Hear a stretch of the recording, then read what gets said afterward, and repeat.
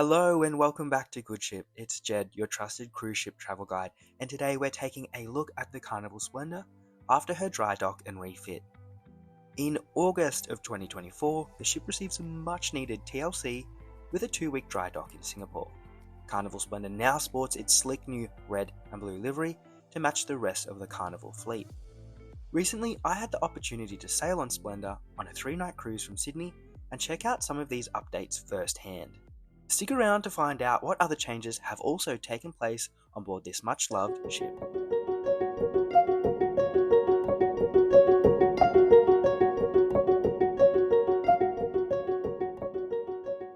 Let's do a really quick recap on the ship's history. Splendor is a little bit of an oddball in the Carnival fleet, since it was originally destined to be in the Costa Cruise Line's fleet. However, the ship was redirected to Carnival and entered service in 2008. The ship is also somewhat of a hybrid design, as it sits somewhere between the Destiny class and the Dream class of Carnival cruise ship. That makes Carnival Splendor a one-of-a-kind ship in the Australian fleet. This used to be somewhat of a novelty, however in recent years the Carnival fleet is looking more and more like a used car dealership. Since the ship was from that early to mid-2000s era, she features those polarizing Joe Farkas interiors, which have now become somewhat of a hallmark of the Splendor in the Australian cruising community. It's definitely serving a bit of psychedelic energy, but that is a video for another day. So moving along, fortunately or unfortunately, depending on who you ask, the interiors of the ship have remained mostly unchanged. In saying that, Carnival have gone to the effort to install fresh carpet throughout the ship, which is a most welcome addition. The carpets have also been updated with a modern design, which you'll notice in the main dining room, staircases, and hallways across Splendor.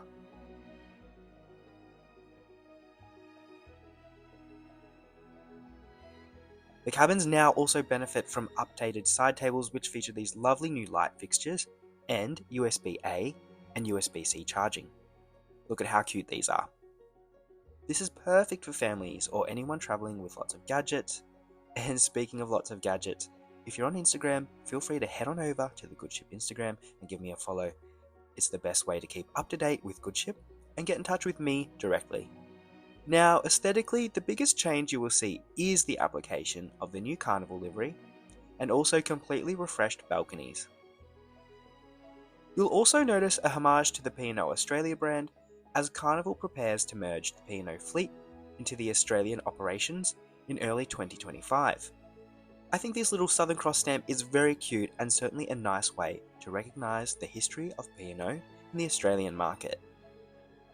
Another fairly substantial change is the total renovation of the mini golf course, which sits on the upper decks of Carnival Splendor. Prior to the 2024 dry dock, this part of the ship was in dire need of a facelift. The new mini golf course features fresh synthetic turf and updated obstacles. These slight changes have made for a much nicer putt-putt experience. Now, just below the mini golf course, there's also been the addition of shade sails and a refresh of the seating here. It's kind of hidden away, so it's the perfect spot to catch some peace and quiet, and honestly, it's now one of my favourite spots on the Splendor. In fact, I wrote this script for this video sitting in one of the many pods that line the deck here. But shh, don't tell anyone, it's only a matter of time before everyone finds out how good this little hidden gem is. For all you swimmers out there, there's also been a refresh to the Carnival Waterworks and Splashy Cove, so make sure to pack your togs to take full advantage of this. The pools have also been resurfaced and refreshed as well.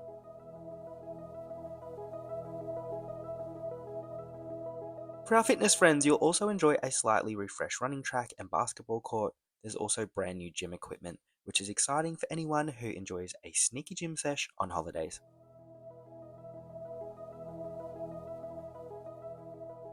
One more major change to the Carnival Splendor is the removal of the barbecue restaurant found on the upper deck of the Lido Marketplace. What's happened here is the relocation of the very popular Masala Tiger, which now occupies this space. I think it's also important to point out that Masala Tiger dishes are now also served buffet style, which is a really big change from the previous made-to-order setup at the old location. Lunchtime dining remains complimentary, however, evening dining will come at an extra fee, as seen on the menu here. Mad Sizzle is now located at the aft of the Lido deck, taking up the old Marsala Tiger location. This menu is a new concept for Carnival Australia operations, and features a Middle Eastern style menu that also comes with an extra charge. Here's a little snapshot of the menu for you. I personally really enjoyed this new addition, and who doesn't love some meze and shawarma?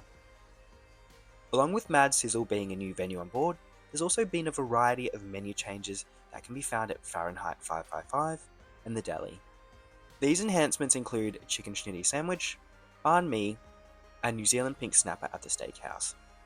On the topic of the steakhouse, there has also been a price increase, so keep that in mind if you're looking to treat yourself. The cost is now $73 per person. Heading on over to Mongolian wok in the buffet, there are now 4 main dishes to choose from, which are pre-made in large batches and served to you instead of made to order as it previously was before the refit. This has helped with the efficiency of Mongolian wok, but it's no longer customizable. For the sushi lovers out there, there's also been the addition of chopsticks and more, which is located at Mongolian wok. Here's a quick little snapshot of what's on offer. And one last thing is the addition of new entertainment, with the introduction of Dear Future Husband. This interactive pop musical follows the journey of a bride and groom on a wedding adventure on board a Carnival cruise ship. So that wraps up pretty much all of the post-dry dock changes for Carnival Splendor. All in all, these are most welcome changes, and it's so great to see Carnival Australia investing in their product down under. Although, if it were up to me, we would have also said goodbye to that god-awful pink interior, but we can't have everything, can we? Let me know in the comments below if you're excited about all of these changes or feeling a little bit underwhelmed. If you enjoyed this video today, please feel free to leave a comment or even subscribe to keep up to date with all of the latest Goodship content. As always, a huge thank you for stopping by Goodship, and I look forward to seeing you again in the very near future.